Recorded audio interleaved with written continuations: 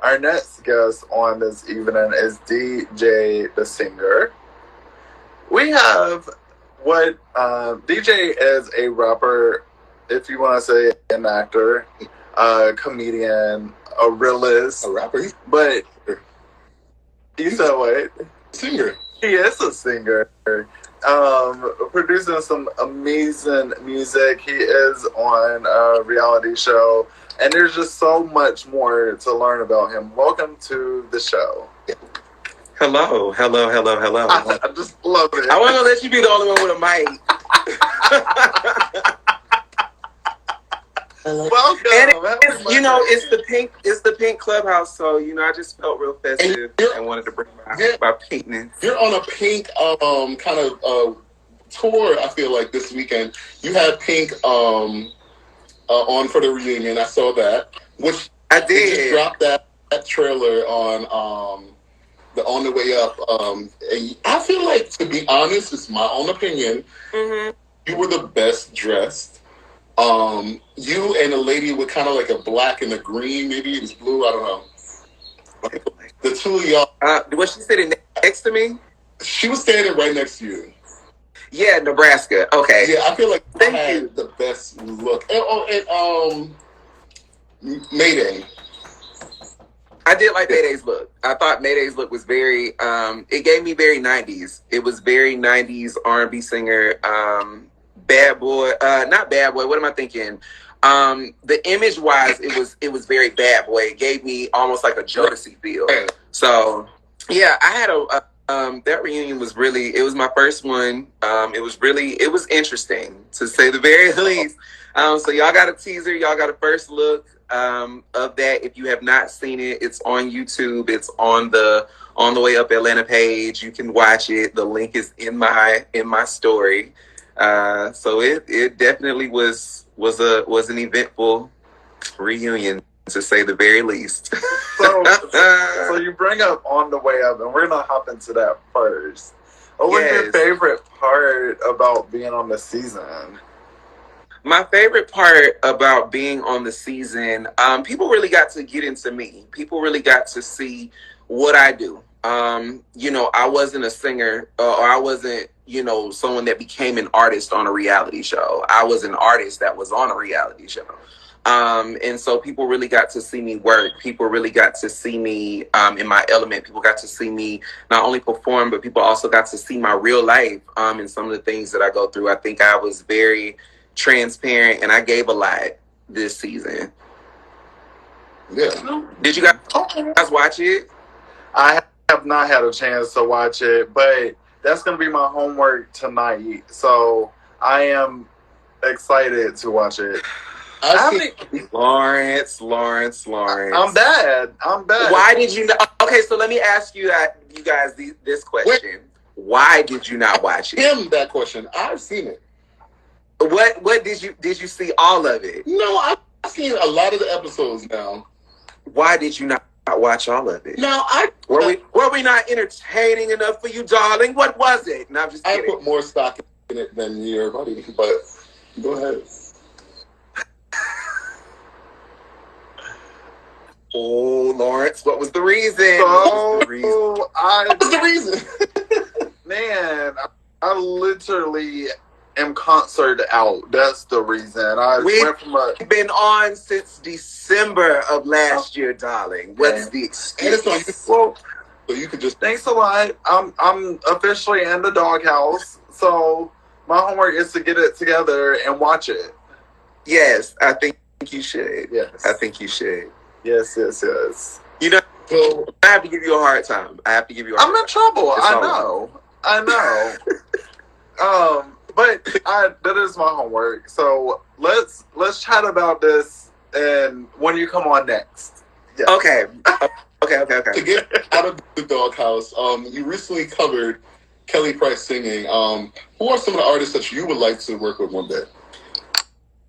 Truthfully, I know this is a very cliche answer, but I really want to work with everybody. As an artist, I do take a little bit from everybody. I am inspired in some capacity or another by every artist that I listen to. And that could be, like I said, one morning I could wake up and decide to listen to Fred Hammond. I could decide to put on Parliament another day. I could decide to, put on a Moonchild or a Spyro Gyro. Y'all may not have heard that name, So it just depends on what my vibe is. But if I could have had it my way, the first person on my list would have been Whitney Houston. Which, happy birthday to Whitney. Yes, she's a Leo, and my birthday is Friday. I'm approximately 9 days after her. August 18th, Leo, stand up. You and Nippy. Season. Say that again. You and Nippy. Yes, me and Auntie Nippy. I want to say, like, literally, you, in a lot of ways, I see Whitney in your style. Oh, that's a compliment. Thank you. What makes me joyous looking at her in past interviews is like she just kept it real fun and energetic all the time. Like nothing was serious for her. It was serious in the background, but while she was on stage or something, she was having fun. I remember when they made that SpongeBob meme about her walking across the BET Awards or whatnot, but there's a lot. It's a moment that will live on for forever and ever. Amen. We will never get another one. Nobody's been innovative enough to do it. Everybody is sampling and copying off of each other. And a lot of the people that are artists right now are not even artists. Let's just call it what it is. So you are no stranger to there, I said it. But did I lie? Like a lot of the artists, let's just call it what it is. A lot of today's artists are not artists, and I'm just a student of my craft. I am passionate about the craft of music. I don't just do music just to have something to do. I don't do music just to put it on my resume and say, oh well, check that off.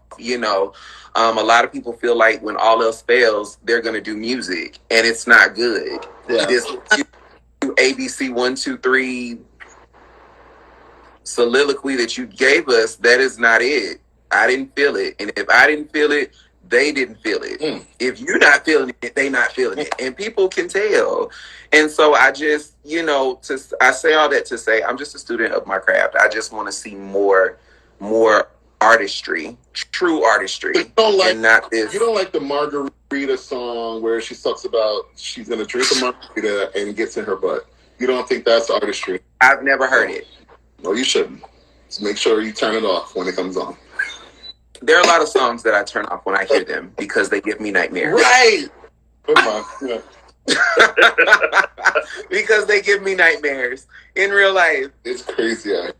Speaking of nightmares and being in the dark, you are not in the dark when it comes to sexual liberation. What does it mean for you to always be in a vulnerable state when others are not as open as you are about this multifaceted topic? What do I do? No. When I'm comfortable and they're not? What does it mean to be vulnerable when others are like tight-lipped about a subject that we all wonder about?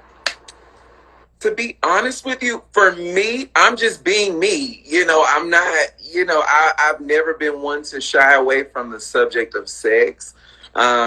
Being a preacher's kid and, all of that good stuff. People expect you to carry yourself a certain way. People expect you to present a certain type of way. And I don't subscribe to that. That's just me. Sorry, there's a train in my background and it's interrupting my thought process. They're running.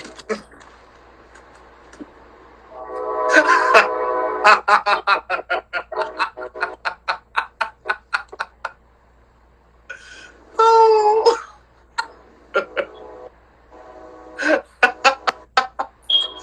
Look around, everybody on mute.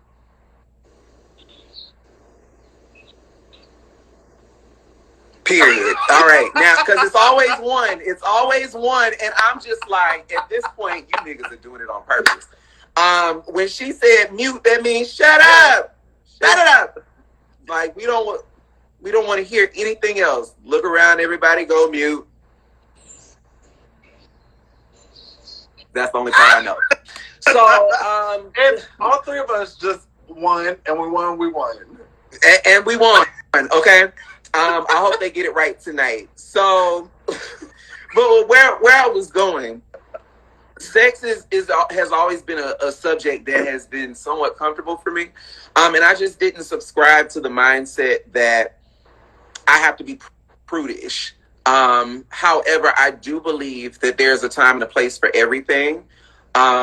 This is not a dig, this is not shade, but I would never, go into a middle school or even a high school, and be, there for the kids, you know what I'm saying? And I come up in there, pussy pink, booty hole brown. Like, I would just, that ain't me. I'm not going to do that. There's a time and a place for everything. And so, if you're not comfortable, communicate that. And oftentimes they don't even have to communicate it. You can read the room. You can read the room. You know who to do that in front of. There are certain conversations I would never have in front of my mother, just because I have a strong reverence for her. There's certain conversations I'm not going to have in the workplace or in a professional setting, but then there are conversations I will have, over a glass of wine. I actually want to connect with the wine connoisseur because she put me on, and I love a good sweet red. Manischewitz is my thing.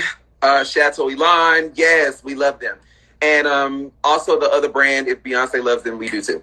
And so I really try to be cognizant of my surroundings and just who's in the room when having those conversations, and even when performing some of my own music that is very sex driven. I try to be cognizant of who's in the room or who's going to be in the audience, because for me specifically, I recognize as an artist, I'm responsible for what goes in those channels. Okay, so let me ask you this: what fills your cup, and what advice do you have for people who are breaking into the industry for their cup? What fills my cup? I'm currently in a transition in life. So I'm really no. I am a man. Okay, my pronouns are he and him, and depending on the day, us and they. Because we are a collective. Hello, and but what fills my cup right now? Things that used to fill my cup don't do it anymore. So I'm really in a season of discovery. I'm really finding what fulfills me, but I can tell you it's simple things at this point. Me seeing my mom and spending a Saturday with her in Little 5 Points or Atlantic Station, that excites me. That fills me to know that, my brother is pursuing his passions. Those things fill me. Being around my friends. Last night we did, it was 5 of us. We gathered at a friend's house. We sipped wine. We had libations because we love a good green. We had some hookah. We were doing karaoke. We sat and watched the movie until everybody except for me and maybe 2 or 3 other people fell asleep. We had good food. Like, it was just a good vibe. And like those things fill me. But advice that I would give to anybody trying to break into the industry, use me as an example, because I was quitting. And if you watched the season and you saw me, pour so much into other people. And, I briefly talked about, my reasoning for wanting to quit. You can feel depleted often. You can feel less than, especially when you're the last one picked for the team, or the last one picked for the show, or the last one picked for the booking. You can feel inadequate when you go in some of these meetings and you meet these people, these industry people, excuse my French, but they'll come at you and they'll say, you got a great product, you got a great body of work, but I don't know how to, I wouldn't know how to market bag it. Oh, they're ready for that. Oh my. Yeah, like they'll come at you and they'll just be like, oh, you can sing, but I'm not gonna let a faggot outshine my artist. They'll be like, oh, you can sing, but the general public, we're looking for more of a Caucasian driven look, and you just don't fit that. We're looking for an artist that's more conservative, that speaks to white America, and you don't do that. These are conversations that I have had. And so when you're sitting or when you go through those, they couldn't just say no. Because I'm the one, I always ask the why. I always ask the why, and I would tell anybody that's looking to get into that business, don't be afraid of asking the why, because the why can oftentimes help you to grow. But for me, when you go through those things and people can make you feel inadequate, and then on top of that, when you don't feel supported by your tribe or the people that call themselves your friends, those things can definitely diminish your love, your drive, your passion for what it is that you were put here to do. And so I would just tell anybody, don't quit, because at that very moment when you think that it's quitting time, you're literally just standing on the doorstep of your next. You're literally standing on the doorstep of your blessing. That's kind of what happened with me, becoming a background singer for Kelly Price. I was done with music. I was like, I'm gonna give y'all this last album. That's it. Y'all can just hang it up. Don't ask me to sing nowhere. Don't ask me to do nothing. I'm gonna go get married. I'm gonna go find me a person. They may live overseas, but I'm moving. And I'm gonna get married. I'm gonna go have me some kids. I'm gonna live out on a ranch in the middle of the mountains somewhere. I'm gonna have a well and some pet goats, and that's gonna be it. Right. You know what I mean? And then it was this opportunity that came. I wasn't gonna audition. When I submitted my audition tape, I'd literally been up maybe every bit of 30 hours, had not slept. So whatever came out of my mouth was that audition tape. Got accepted, and then it was like every challenge, it was like I was knocking it out the park. Me and my group, we were knocking it out the park. And then I'm at the grocery store, get home, I'm unpacking groceries, and my phone is going off, and everybody's like, oh my God, you got the gig, Kelly picked you. And I'm like, how do you know that? You weren't even in the competition. And so it's like those things, like when you prepare yourself and you stay the course. Brittany said earlier, you put 10,000 hours into something, you become a professional. I've been singing all my life, since I was 2, in my diaper, running around talking about some, yes, Jesus loves me. Like, just running around the house, just, that's what I was doing. And so, for that to be the thing, I would just tell anybody, don't quit. You're going to get a lot of no's. People are going to say and do anything to keep you from reaching your next. People are going to say and do anything to keep you from getting to where you're supposed to be or where God wants you to be. But I would tell anybody, just stay the course, because it can happen for you. It will happen for you. It doesn't matter if you have everybody believing in you. As long as you believe it, it's real.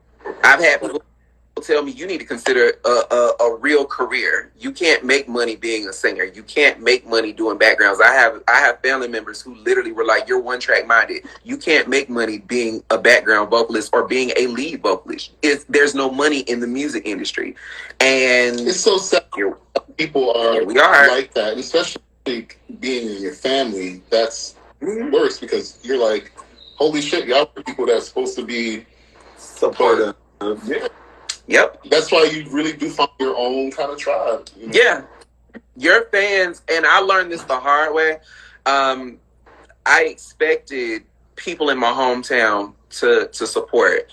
I expected, family and friends to support. I expected lovers and partners and just people who knew me just because they knew me. Right. I expected them to support. And the truth of the matter is, I have gotten more support.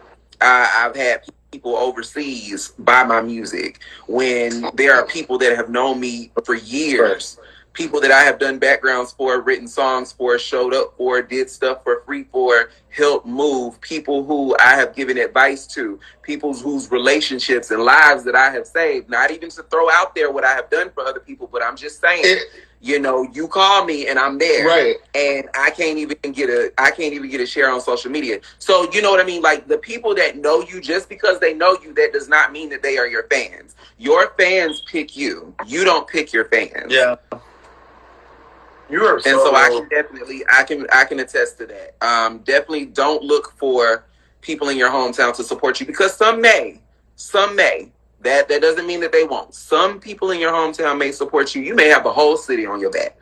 But in most cases, they are the last ones to jump on, because they're waiting to see what everybody else is going to do. They waiting on everybody else to like it before they say they like it. Right. They like it right now. True story. They like it right now. There are people that even watch our show. They are fans, like diehard fans, but they'll never let you know that. That's crazy. That shit is crazy.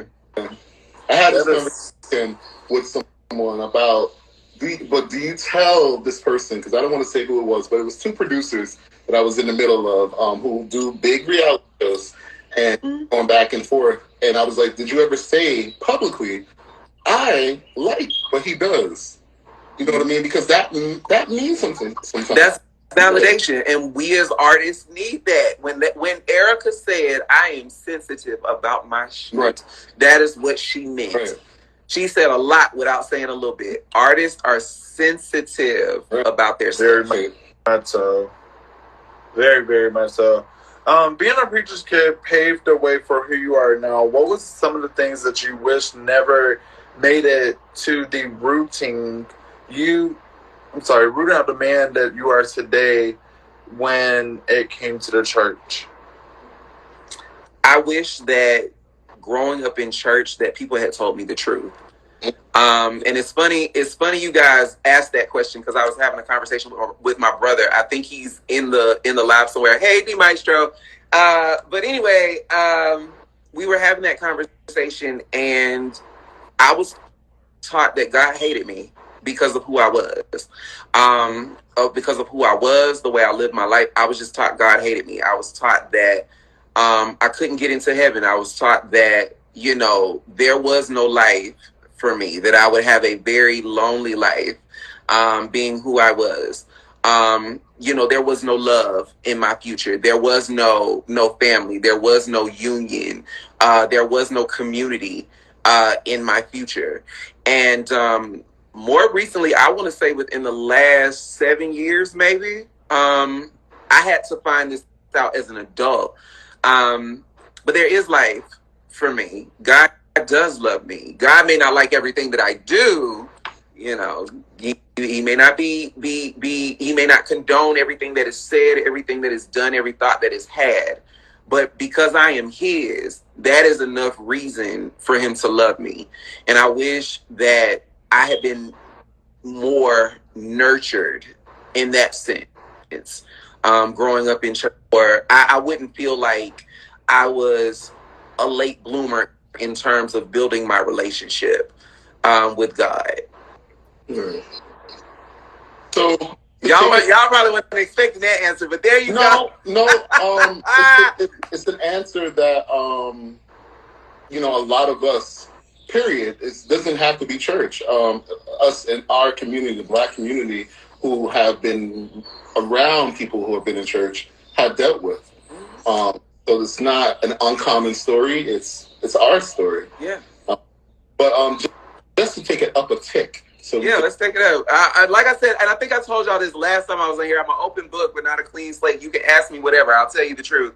And you might not like my truth, but I'm going to tell it to you. It's the truth that people need to hear, because there are people out there, and I try to tell people this. You got to think about, there's someone in Idaho who's just like you, who doesn't have anybody. Mm-hmm. You talk about being in Atlanta.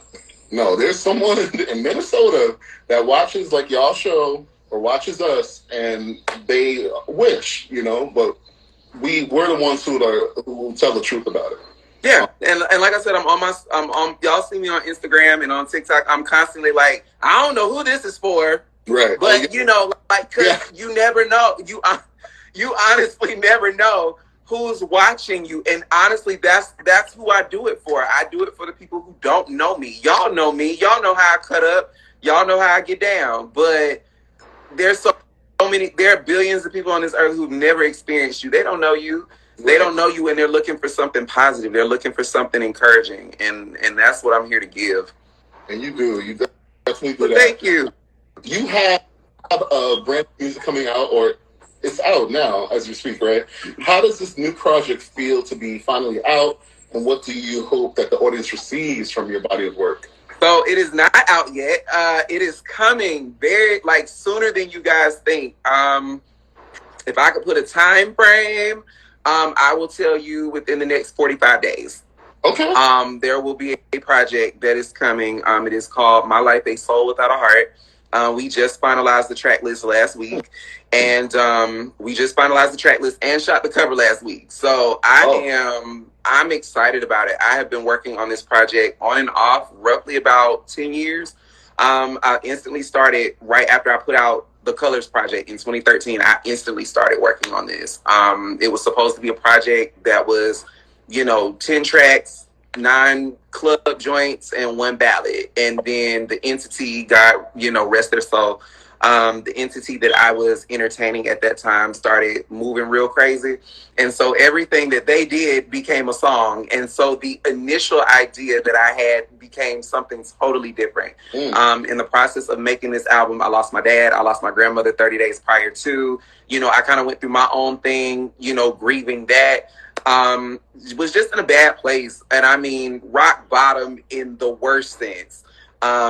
But here we are, and it is finally coming, and I'm really excited to give it to y'all. This is not, I'm gonna go ahead and tell you right now, this is not the album that you play on the way to the club. This is not that. I purposely made it that way. You're not gonna get a whole bunch of love songs. You may have 1 or 2 that you can make love to, but I made this album for real people. I made this album for people who needed something that they could feel. And I wasn't shy about it. Oftentimes I talk about, meeting with some of these, marketing people or, some of these executives, and it's like, oh, we can't market you. We can't do. You can't say this. You can't do that. And at the beginning of this, it was a lot of, well, you can't say this. You can't do that because you're a male artist. And then at some point I just kind of broke away from that. And I was just like, I'm going to say what I want to say. Right. I'm going to say exactly what I want to say. Because if, like I said, you got old girl, pussy pink, booty hole brown, you out here, you saying that, we live in hoe culture. Let's just call it what it is. Oh, God. We live in hoe culture. That's what hip hop is, hoe culture at this point. And, if we can say that, if we can talk about drugs on the radio, if we can talk about,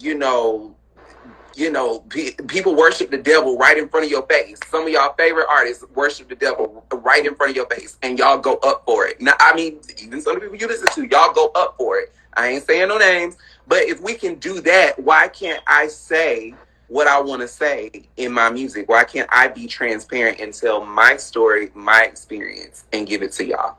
So I just went in the studio. There would be some days I'd be sitting in the studio and would cry and wouldn't sing a note. But then there'd be days where it'd be like, oh, I got something. I got a whole lot to say today. So these are my real experiences, my real stories. Voicemail is a very real story. Fuck nigga is a real story. No projects is a real story. Voicemail is amazing. So I told it. So that's what you have on this album. It's very, very real, very transparent. I didn't shy away from anything. There are going to be some things you guys hear on this album that you're going to have to play again and be like, wait, did he just say that? Wait, is he trying to tell us? Well, if that's the case, then that means, ooh. So, well, listen, your cup will overflow. Fill it up, okay. Hello, and we did. And then we filled it up and filled it up. Okay. Okay. It's always the emphasis on it's just so much. So much. I can't, honestly, half the time, I always take you serious, but it's literally the extraness that literally just brings joy to your character, to your personality. Like, you are forced to be reckoned with. I am learning to fall in love with life again. Things happen. And people, like I said earlier, people will steal your joy if you let them. People and things will steal your joy if you let them, and you just have to find joy in little things. You have to find joy in big things. Take a pause, skip a beat, or 2 or 3 or 4. There's nothing wrong with skipping a beat. If you're unsure about something, hey, give me a minute. Let me think on that. Let me pray on that. Let me consult God about that. Let me see what He got to say before I give you a solid answer. It's okay. What is for you will not miss you. And say no to things. Yeah. It is okay to say no. I promise. It is okay to say no. I'm learning. So, you mentioned skipping a beat, taking a pause for something coming greater. Mm-hmm. We are going to pause for a moment, and we will be back with what... I've always wanted to do this. I've always, ladies and gentlemen, we're going to take a pause and meet us back here for our next segment right here on The Pink Clubhouse. What would we do? Starting at 9 p.m. Well,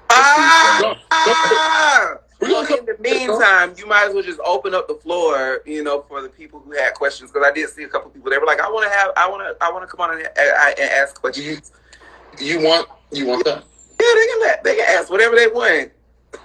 They might not like the answer, but they can ask whatever they want. Spicy. Yeah, I'm a Leo. That's what I do. You know who wanted to come on up? There should be a box in the bottom right-hand corner where they can submit questions, I think. I don't know. Let me see if he's still come on up. If we can get one question out of him, and then we can restart the live so we can get into what we do. And what we do is going to be DJ, and we have another guest. Robbie. Robbie. Hey. Who's that? Roll on, Rebel. Yes, it is me. I'm here. Hi, roll on. It is she. Hi. Hi, how are you? Good. Hi. How are you? It's Monday. I'm here and I'm alive. Diva, darling, look, how are you? Was invited today. Y'all cracked me up with that. I was like, see. Even when I'm not invited, I'm always the topic of discussion. Get into it. Oh. What you got? So, I just want to know, on a scale of 1 to 10, with 10 being absolutely excited, how much of you are we going to get with this new album? How much of me are you going to get? I'm going to be honest and say this is my most transparent body of work. I purposely went to places that were uncomfortable to write from, especially the title track. There are a couple records. The title track is the interlude called Cigarette, Xanax, and Everclear. That's very, very transparent. You're going to get a lot. Cigarette, Eggs, and Everclear? Cigarette, Xanax, and Everclear. Mm-hmm. That's a wild night. I think I was not. When I tell you, the song is not even. I'm not even going to tell y'all what it's about, but I will tell you, it is not about what you think it's about. Wait. No, we've talked about it, so we know what it's. I know what it's about. Confused. Is cigarettes is eggs, and it's Everclear. So you were drinking Everclear. It's okay. Cigarettes. Okay. So I'll just tell you this. We'll talk about it on another day. And I didn't realize this until we put the track list together. There are a handful of songs that have doubles, some have triple meanings. And it's up to you guys to interpret, what those meanings are. Of course, as the listener, you guys already have, a preconceived notion about what the song is about. But perfect example, a song like Fuck Nigga, which is not on the album, sadly. It really bothers me, but it's okay. But Fuck Nigga, the only thing people heard was, oh, he talking about a dude. And I'm like, yes, I am talking about a guy, but not in the capacity that you guys think I'm talking about a guy. When I say, if you listen to the lyrics of the song, I'm literally breaking down the details of this dysfunctional situationship. And I'm basically saying, here I am, a good guy, a guy that is willing to give you the world, a guy who is willing to be patient with you, a guy who is willing to accept all of your stuff, shortcomings and all. In that case, or in that particular situationship, I was willing to accept, your trash ass friends and your horrible sex, but I was willing to accept it, but you were willing to pass on me for a fuck nigga. And all people heard was, oh, a fuck nigga. Like, and it was like, that's not even what it was. Hey, friend, that's not even what it was. So I not only see Whitney in you, I see Tony Braxton in you as well. That is a compliment, because I love Tony. Tony can do no wrong in my eyes. Tony, Whitney, Mariah, Celine, Because Tony has a song about sex, cigarettes, and divorce or something like that, off of Love, Marriage, and Divorce with Babyface. Sex and Cigarettes was the album. Yeah. That came after. I'm trying to think, like, masturbation, people think that it's about, it is about that, but it's also about, my experience with OnlyFans. I'm trying to think what else is on the album that you guys could possibly get into. Like, it's the songs have double meanings. You ain't catch that. I caught it. You have an OnlyFans account? You would never know what it is. You would never know what it is.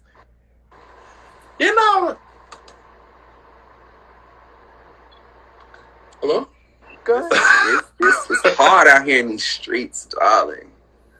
On the subject of that, because I don't know the channel, but I have met many successful people, including yourself, who has had a successful aftermath of OnlyFans. OnlyFans can be used as a promotion tool. Listen, I pay my car note. I pay my car note with that money. That's it. And it's nothing that I parade or anything of the sort. I live my life. I'm grown as shit. I told y'all on the finale, I'm grown, real grown. And so, unless you are feeding me, financing me, or fucking me, I don't. Some people get veneers with their OnlyFans, and it still don't be working. This is a year and a half's worth of braces. These are all of mine. Thank you, and shout out to Aja Nichols and Lifestyle Dentistry in Smyrna, baby. Because she came through and she got these chiclets right on together. So these are all mine. I was born with these. I don't have to go and get veneers because I take care of my shit. And if you take care of your shit, then you don't need all of the extra stuff.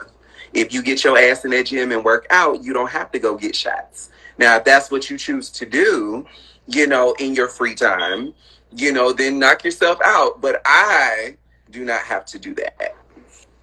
Some post pictures and it still ain't working. Try again. Go back to the I don't know anything about that. I can't speak about people that I don't know. Okay, Mariah. It's not Mariah. It just is. I don't discuss people I don't know. Look.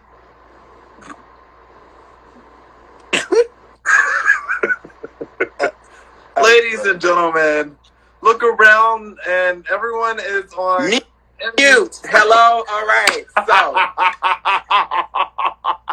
All right. I swear I have to add that in my live set and nobody's going to see it coming. I promise you. They're never going to see it coming.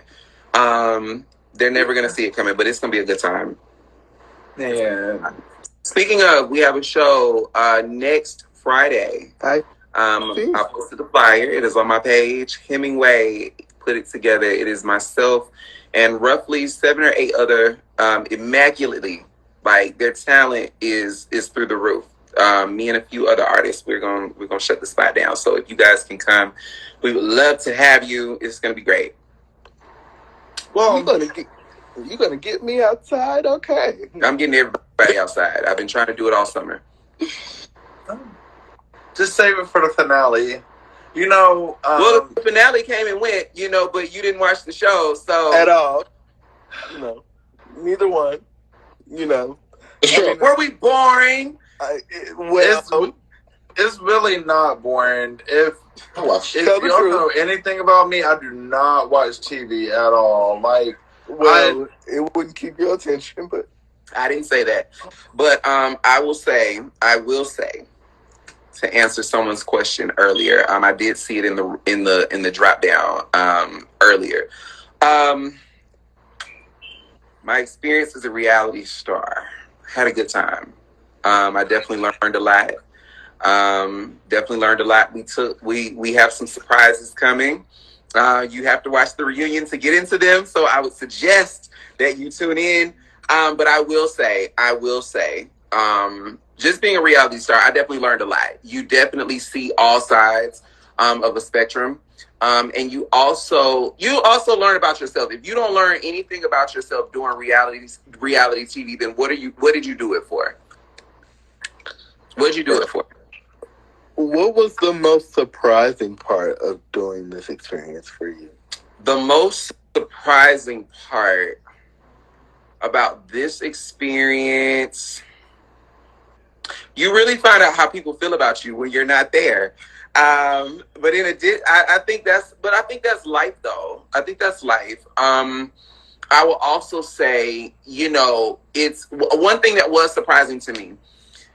Regardless of your intent, you can have all the well intentions in the world. Somebody is always going to see it from a negative perspective. Mm-hmm. People are always going to have something to say. And oftentimes the people that have something to say honestly have no life. They sit in their mother's and grandmother's basements, eating peanuts and watching hamster porn all day and accumulating an excessive amount of weight, and their blood pressure is high. So, a lot of the people that comment on you and say these hurtful things, these people don't know you. But I will say everybody has an opinion about you, regardless of how, good your intentions may or may not be. So I think that was something that was surprising for me. Oh, y'all. Also, thank y'all so much. Roland, we love having you on the show. We are going to take a brief intermission. Before what will we do? Let's 9:10. We're going to start. Why are we starting so late? We can break and come right back. You might as well start now since we here or leave and then come right back. Yeah. So we're gonna have to do what we do in another segment because Instagram is gonna cut this off in like 2 minutes. So we will break and we'll come back